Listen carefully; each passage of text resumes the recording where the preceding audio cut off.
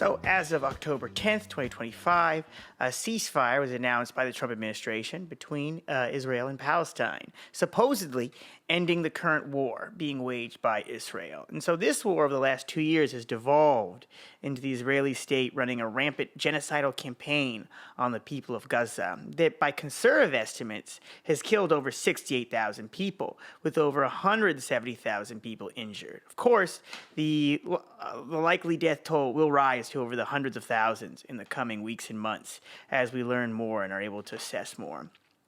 And so there's still many people unaccounted for, whose bodies are trapped under tons of rubble. And this territory has been largely decimated over the last 2 years. And so, we have this so-called ceasefire agreement.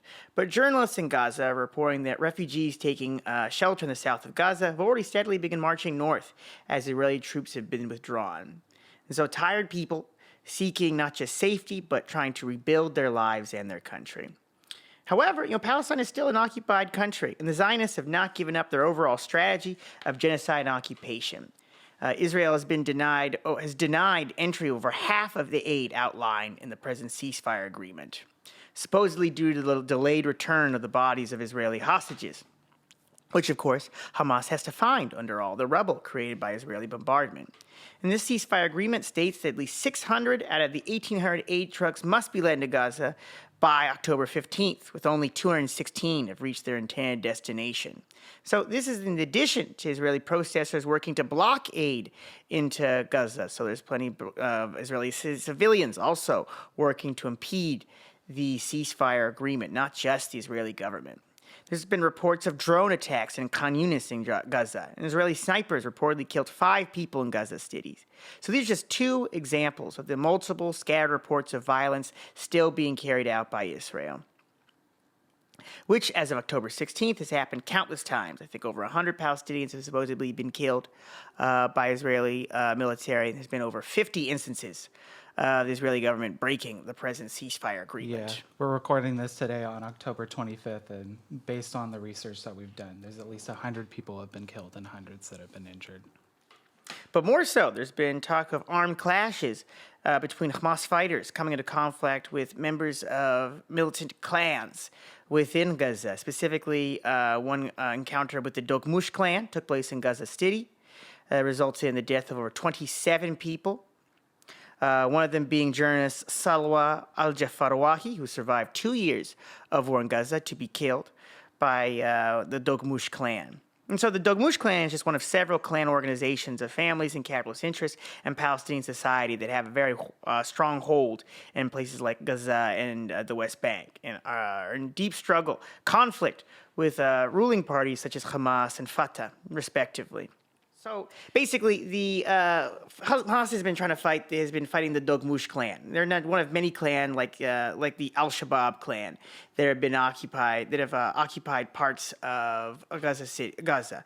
This matters because these clans, it's really been an open question whether or not they're receiving funds and support by the Zionists. Like the Al-Shabaab clan has clearly stated or has been clearly linked to different sources of Israeli and U.S.-backed funding. Versus the Dogmush clan, it's been a much more up in the air until recently.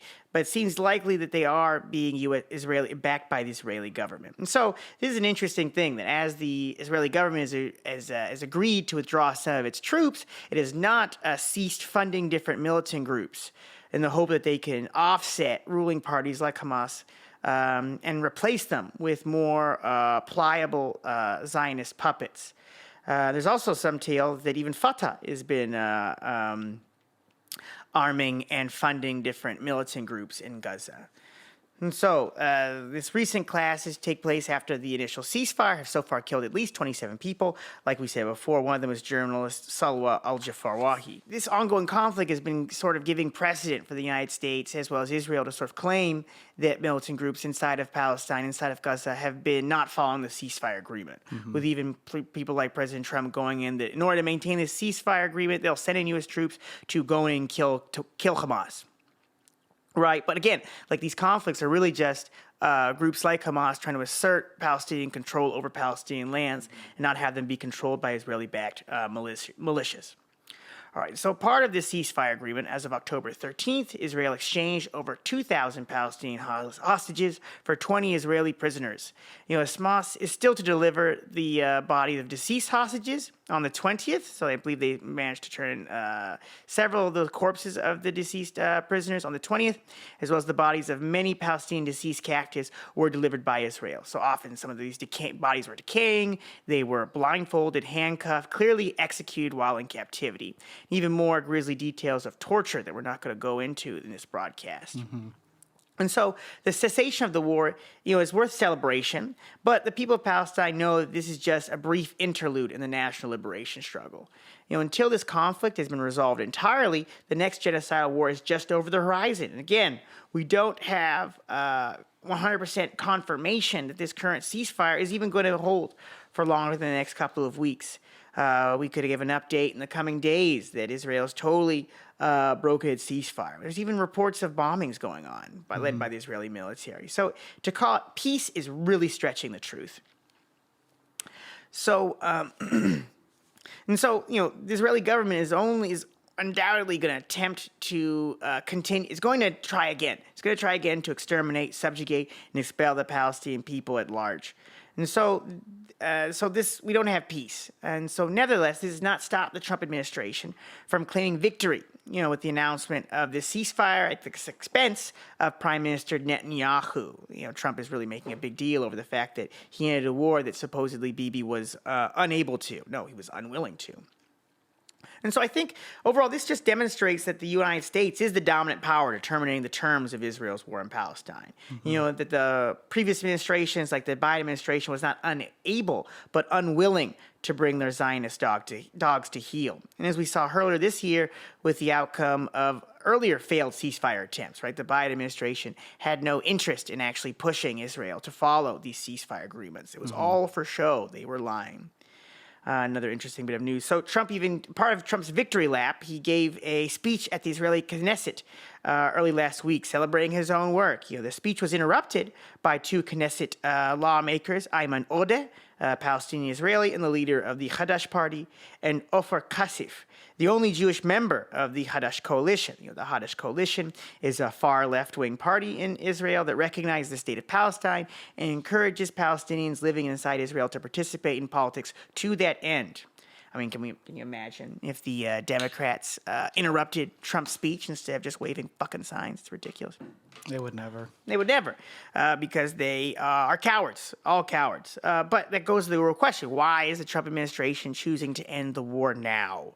Well, because it's been a genocide? Because they feel bad about the genocide? No, it's because this war has overall been a failure for the United States. This war has been a failure for Israel. The United States has seen its credibility sink through the basement over the last 2 years due to the funding and arming of the slaughter of the men, women, and children. And this has put it at odds even with many junior imperialists, such as the United Kingdom, the European Union, with more and more countries around the world recognizing Palestinian statehood, which is in direct contradiction with U.S. policy. And so even though Trump has seen a slight rise in his approval ratings when it's come to international issues, this is likely only a temporary bump, given that he's still viewed unfavorably in domestic issues. And this ceasefire is already shaky even within the first week or two. So more accurately, this genocidal war has also created several internal threats for the United States and these junior imperialists. It spawned a new wave of youth rebellion in the core of so many imperialist countries. And it's this youth rebellion that has pushed many of these junior imperialists to go so far as to recognize Palestinian statehood. It's not by their good graces. They've been pushed by the people.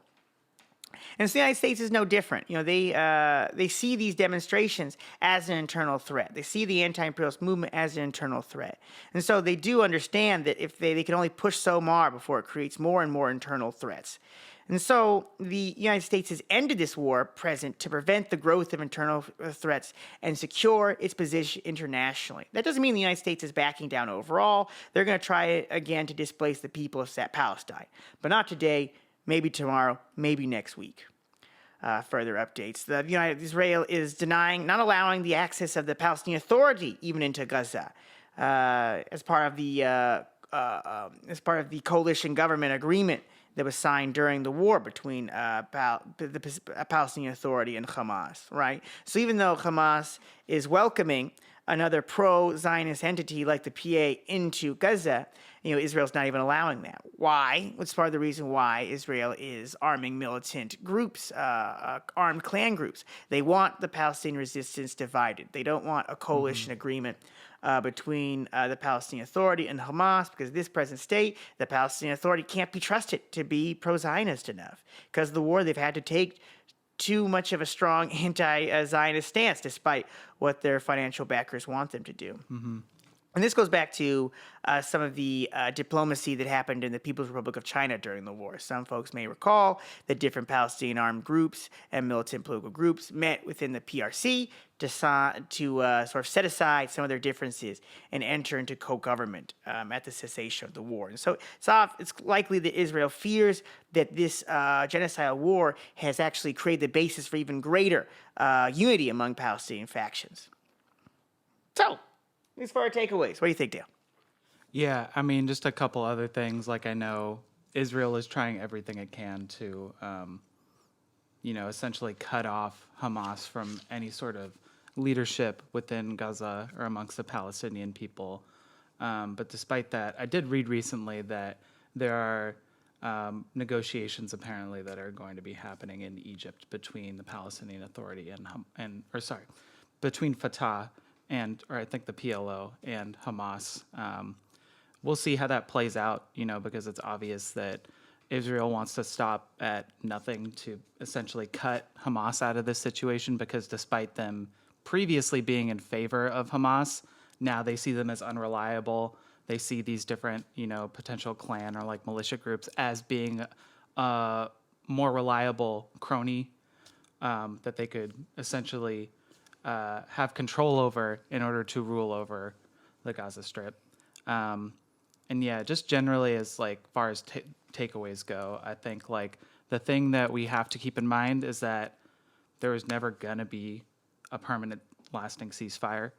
And if there was going to be one, it was never going to happen because of negotiations that happened at the top between, say, Donald Trump, who's really pushing for this Nobel Peace Prize but didn't get it.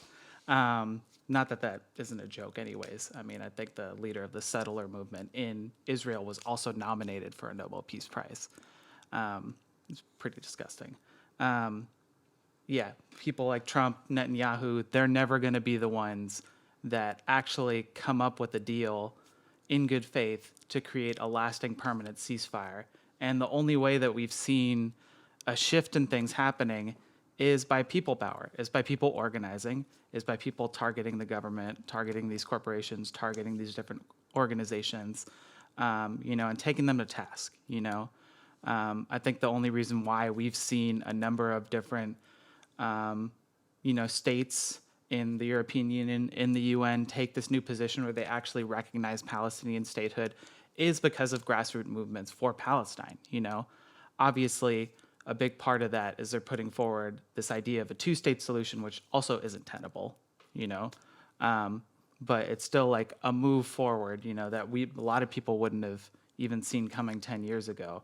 And the only way that we can continue to move stuff forward is if people keep organizing, Thankfully, it seems like there's been a lot of organizing that's been happening in Europe, a number of labor strikes that have been happening, amongst dock workers and in other sectors in places like Italy and Spain, and there has been some organizing efforts even here in the Bay Area, which have been, good to see, different from the typical, rally and then marching in circles, more looking towards specific targets like the Oakland arms embargo is doing, specifically calling for, the Oakland airport and the port of Oakland to stop shipping arms, I think targeted campaigns like this are really the direction that the movement has to take. And, the more that people have tangible goals that they can work to, that they can organize towards, and real, targets that they can look at and move towards, the more we're going to see, progress towards a truly free and liberated Palestine. Well said. Yeah, because I think the reality is that this has been a protracted struggle for over 80 years, right? And so we have to have that basic mindset that these wars are very profound and destructive, but they're just kind of footnotes in this overall struggle until this national liberation struggle is resolved, right? And so we have to take that, anti-imperialist consciousness and we have to propagate it, right? We have to remind the solidarity movement that we can't lose hope and have a short-term view of things. We have to have a long-term view. So I think a lot of the solidarity movement really is emphasizes the idea that we just have to stop the genocide now.